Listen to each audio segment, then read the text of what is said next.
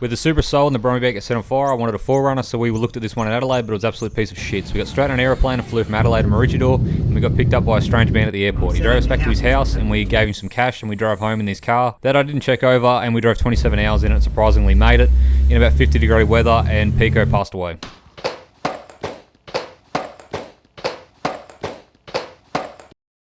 So got a list of shit we got to fix on this thing. A couple of window motors aren't working, sunroof leaks.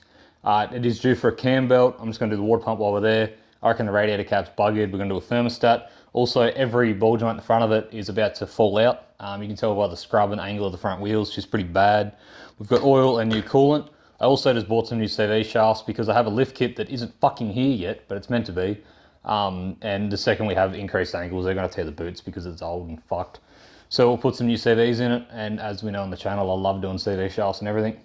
We've also got an oil filter, so I can give it a cheeky service, and then that's about all that's wrong with it.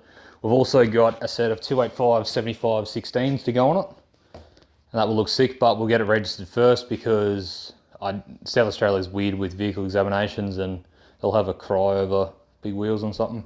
So, you remember the 4Runner from earlier? Diego sent me a message and I picked her up for a steal. Now I've got a bull bar and heaps of parts for mine. The timing belt was done 40,000 Ks ago, like 11 years ago. We needed E-drives here, we didn't have any tools at home, so I had to keep going backwards and forward to work, so we ended up doing this side, and put some ball joints in it and a new CV shaft. Then we went back to the engine bay and it turns out they sent me 2 tensioners and not a fucking idler pulley.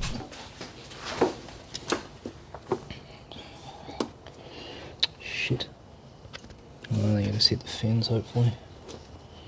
Now I'm getting angry again. I'm gonna have to drink 70 beers.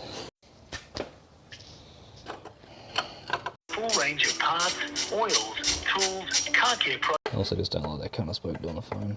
I think if they sell you that item and it's compatible for that vehicle, they say that it's compatible for that vehicle with the correct VIN number and everything, they should be liable to pay the rest of the fucking labour costs because now it's increased because of the fucking time that's gone into it. Yeah, you know, the mechanics that get into spare parts are normally useless fucking mechanics. Every single one I've ever met. That's why I do parts now. The issue is I've got sand in my vagina now, so like every little tux that's easy. Oh, there we go. Is just getting harder and harder because my temper's getting less and less. And then my head's getting sweaty, so then the issue with that is like it runs onto my eyes or it touches me somewhere and then I get very upset. I'm also wearing a hat, so it'll just take me, my hat will slip the wrong way and then I'll fucking get the screwdriver and I'll put it through the radiator. Okay, that's